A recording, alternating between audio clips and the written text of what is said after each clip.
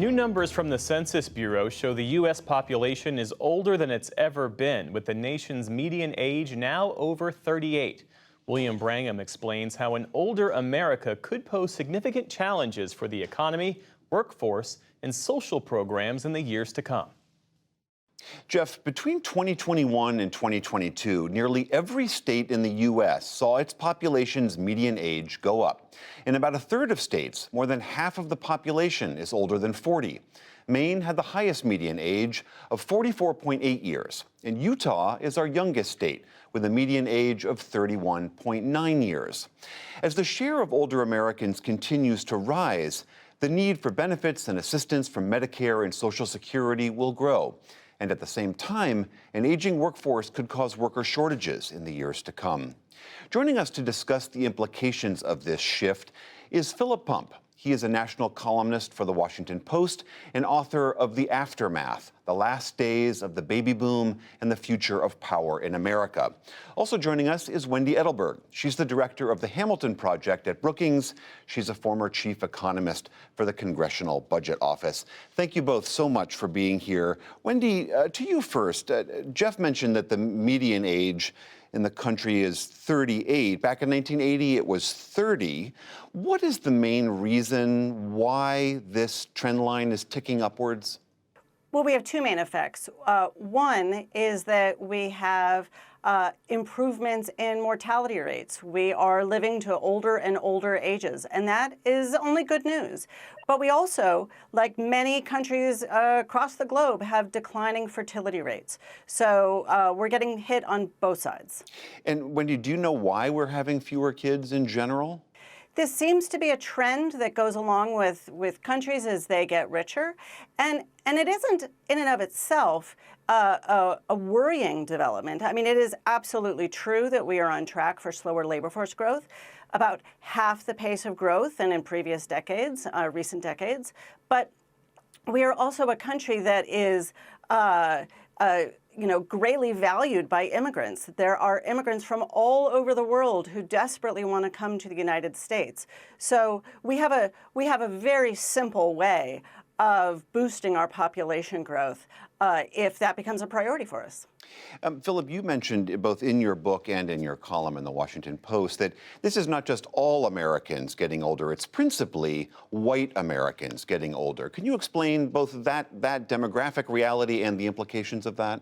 Yeah, I mean, one of the reasons, obviously, also that the United States is getting older is that we had this massive surge in births between 1946 and 1964 that we call the baby boom, right? This was this massive influx of new Americans all in the same age range. Now, the size of the baby boom has changed over time, both because immigration laws were loosened after the baby boom itself, and of course, because people die over time. But this is also a continuation of the pattern that we saw originating with the baby boom back in the 1940s, that you have this big cluster of people all in the same age group that are reaching age milestones together. And, you know, when you think about the year in which there were the most births was 1957, you add 65 to that, the retirement age, and you get 2022. So we're right at this apex of the baby boomers retiring as well.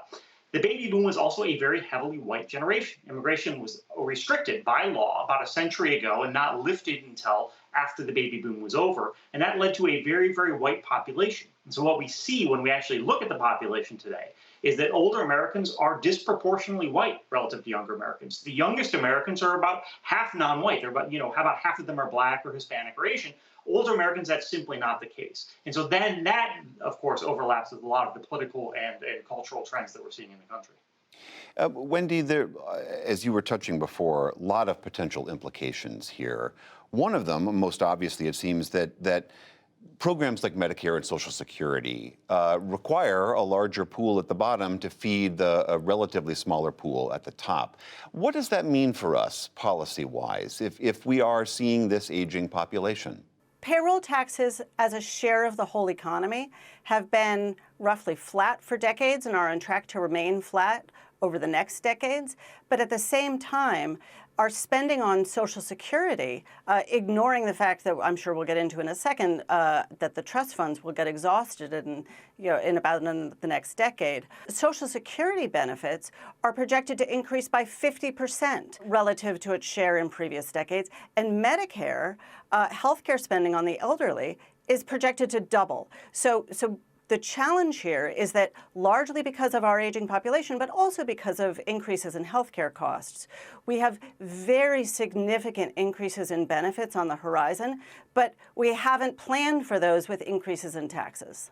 So, Philip, hearing what Wendy is describing, that demographic reality and the costs going upwards, what are the policy levers policymakers have to try to address that? Well, it depends on a number of factors, right? It depends on the willingness of policymakers to, for example, raise taxes, to increase spending, to potentially reduce the amount of benefits that people are receiving, which, of course, is going to cause a lot of political backlash should they choose to do so. It depends on how many people are paying into the system.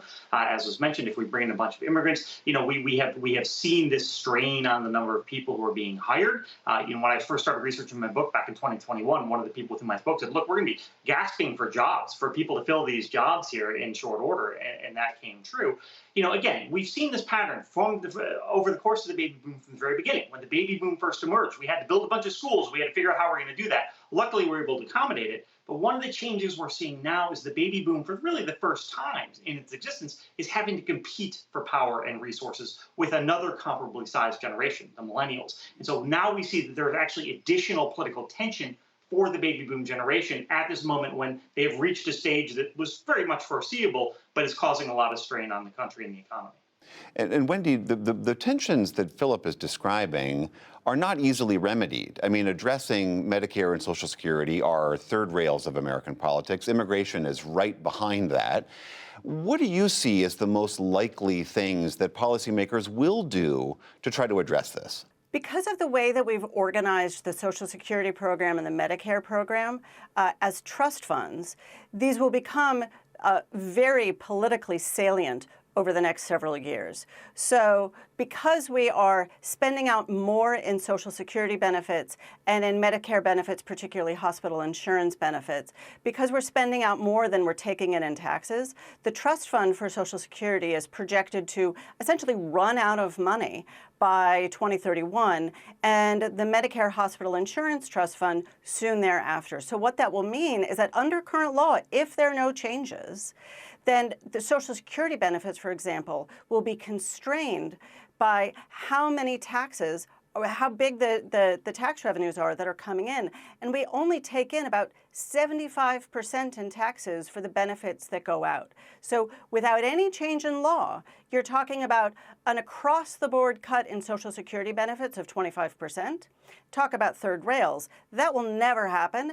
And so that will be a strong impetus for policymakers to act. Philip, one of the things that you both have touched on is the idea of bringing in more immigrants to add to that workforce, to create more payroll taxes, to help fulfill these gaps. Again, you cover national politics as closely as anybody. How likely do you think this issue will help be a lever to true immigration reform in this country? To some extent, it depends on what you mean by true immigration reform. I think it is certainly the case that both parties have a vested interest in changing the system in a way that they may not have previously. For example, the Republican Party is very heavily old, right? There are a lot of older Americans who are members of the Republican Party, more so than the Democratic Party, and that then muffles the long-standing tendency by the Republican Party to say, hey, we need to cut these, what they call entitlements, right? There is no longer the same push within the Republican Party to cut Social Security now that a third of the Republican Party is over the age of 65, right? So these things are changing, these things are shifting, and I think it will be the case as well that the Republican Party may be increasingly open to the idea of reforming immigration in a way that makes it sustainable to be able to pay out Social Security benefits, right? Now, the competing instincts that the party has are in tension and need to be resolved. And so this is a moment of flux. It is a moment of flux that is caused largely by the baby boomers having reached this age, but it is a moment of flux in which I think the party's positions may themselves change. Such an important, interesting discussion. Philip Bump, Wendy Endelberg, thank you both so much for being here. Thank you. Thank you.